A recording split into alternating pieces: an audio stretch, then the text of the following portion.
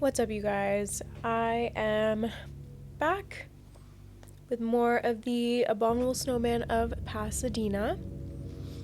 And I'm not gonna lie, I'm about 3 drinks deep.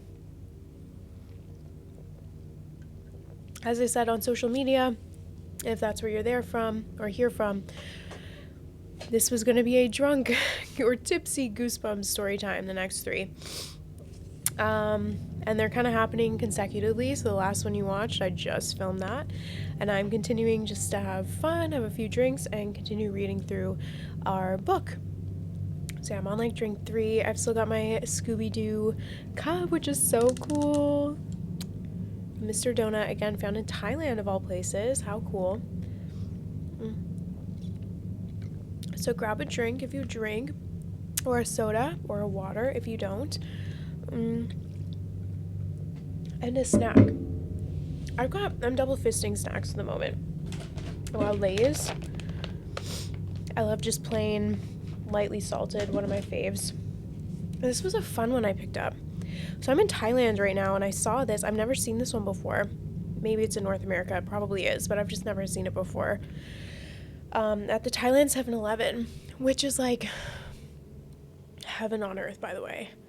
They have like everything you can need for skincare, hair care. They like eat their skincare here. Like there's just so many health drinks, collagen drinks. Like it's heaven for someone like me who loves health and wellness and beauty stuff. I don't want to leave. I don't want to leave. I'm here. Actually, I'm in Bangkok right now. And next month, we're either going to Phuket or Chiang Mai. And then afterwards, we're going back to Vietnam. So before this, I was in Hanoi in Vietnam. And I think I'm going to Saigon after Chiang Mai or Phuket. Yeah. But maybe I'll even go do Chiang Mai and Phuket, because I actually reset my visa this past weekend. I went to Hong Kong to reset my visa, which is cool. I did like 48 hours in Hong Kong, which was very cool. Anyways, totally off topic. This flavor is chipotle and sour cream, and I've been trying it. I feel like the first bite, you're like, I don't know. But then as you keep like chewing, it gets, I don't know, I dig it a little. You kind of like it.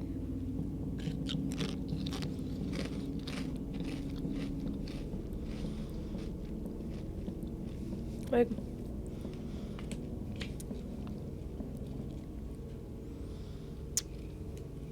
you know when you try something new and you're like not sure?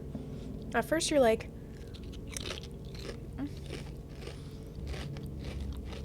but then you're like okay.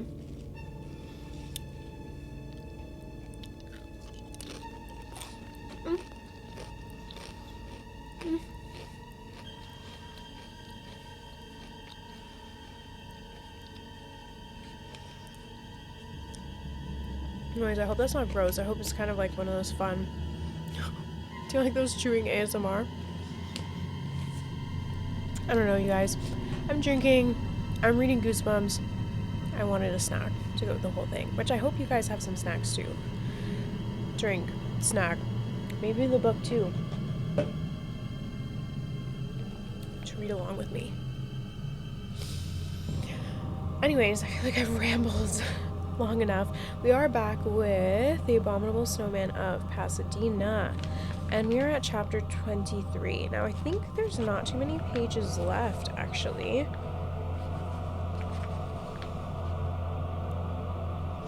There's like 30 pages, so maybe I'll try and get through it in one sitting, and then we'll start either How I Got My Shrunken Head or Dead House. Again, let me know in the comments which one you want to hear next. But without further ado, I'll start again. Start here. Oh my gosh. I feel like it's too obvious that I'm tipsy, huh? But I hope you guys are too. And I hope this is fun.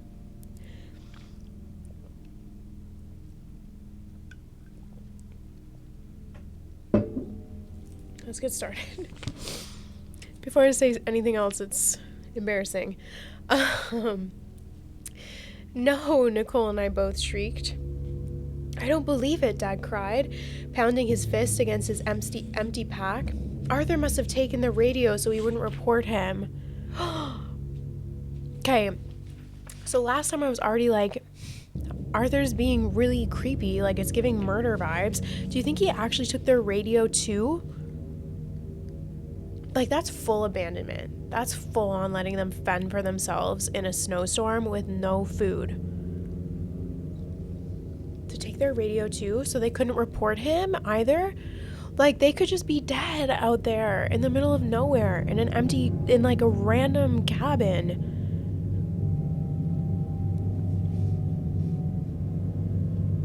Arthur's giving murderer. I don't like this guy. It gets weirder and weirder. I stomped around the room, frightened and furious.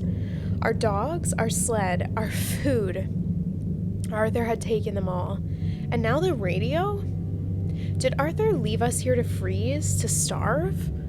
Calm down, Jordan, Dad said. But Dad, Nicole interrupted. Dad shushed her. Just a second, Nicole. I've got to think of a way out of this.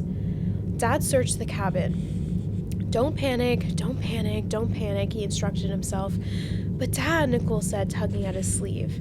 Nicole, I snapped. We're in huge trouble. We could die out here. Dad, she insisted, listen to me. You wrapped up the radio last night so it wouldn't freeze. It's in your sleeping bag. Was that mentioned before? I don't remember anymore.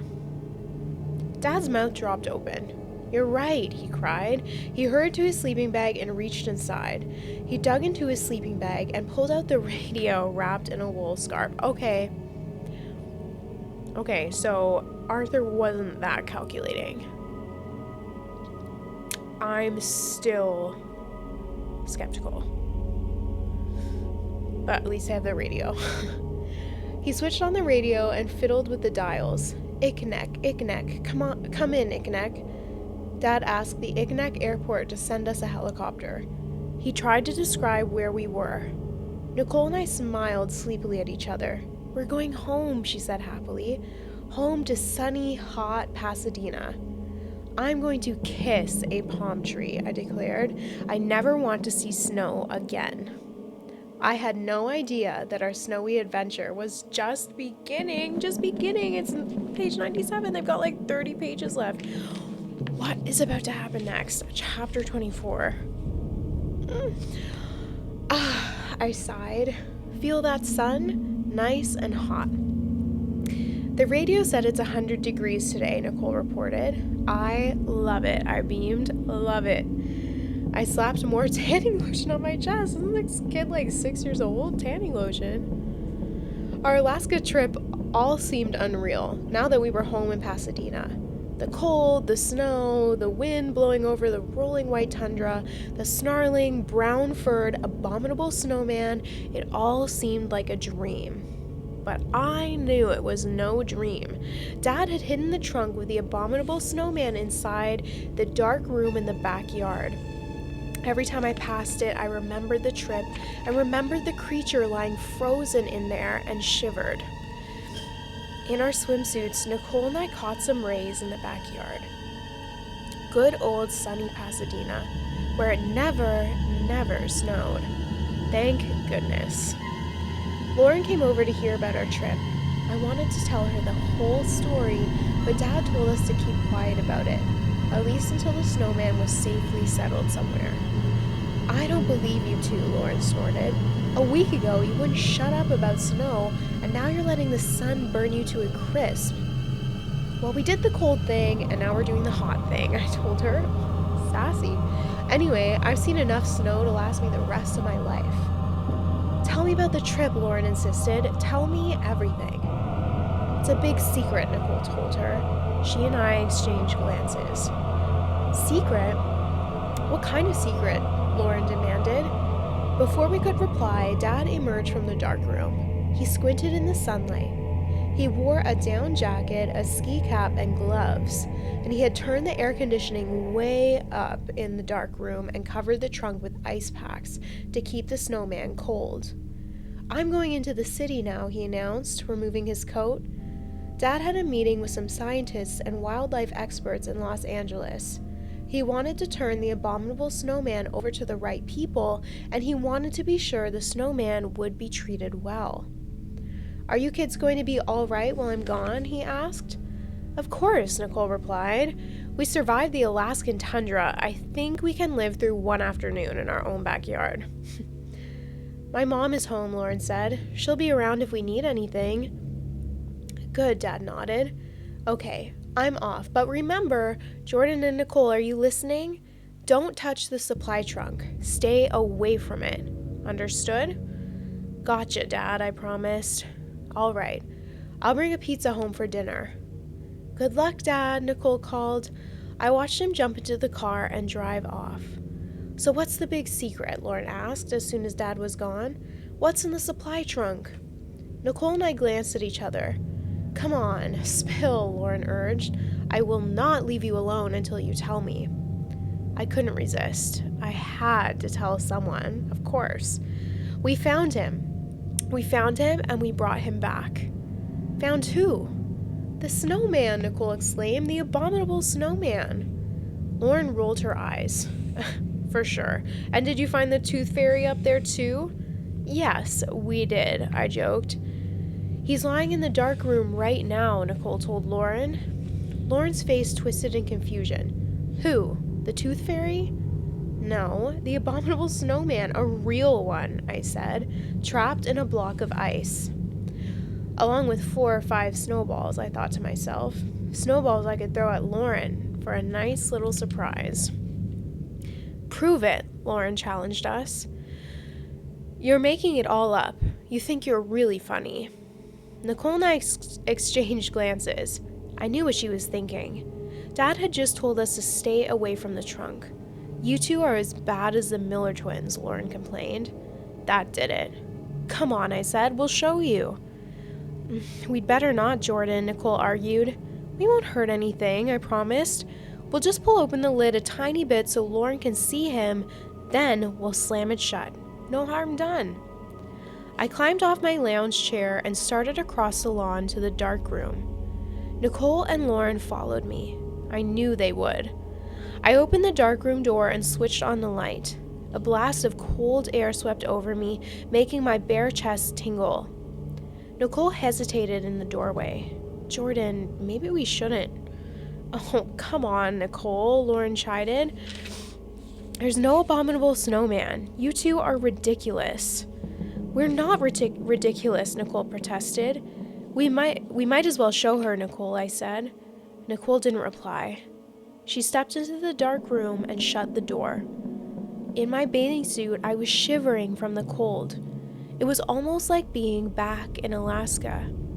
I knelt beside the huge trunk. I unhooked the latches. Slowly, carefully, I lifted the heavy lid, peered inside, and let out a chilling, blood-curdling scream of horror. Chapter 25. Nicole and Lauren shrieked and leaped back. Nicole backed into the wall with a crash. Lauren ducked under the developing table. I couldn't keep a straight face. Oh, we should have expected this, you guys. I started to laugh. "Gotcha," I cried gleefully. I was so pleased with myself. Of course, it was another joke. We're so close to the end. I was expecting something to have happened, you know? What's gonna happen? There's 20 pages left. "Gotcha," I cried gleefully. I was so pleased with myself. I had scared them to death. They were both stiffer than the abominable snowman, and he lay frozen and still inside his block of ice. "Jordan, you creep," Nicole declared angrily. She punched me in the back, and Lauren punched me too. Then she peered into the open trunk and let out another scream. "He's real, you weren't kidding." I could see that she was breathing hard. It's okay, Lauren, I assured her. He can't hurt you. He's frozen. She stepped closer and stared down at him. He's huge, she cried in amazement. His eyes are open and they're so mean-looking. Close the lid, Jordan, Nicole insisted. Quick, we've seen enough.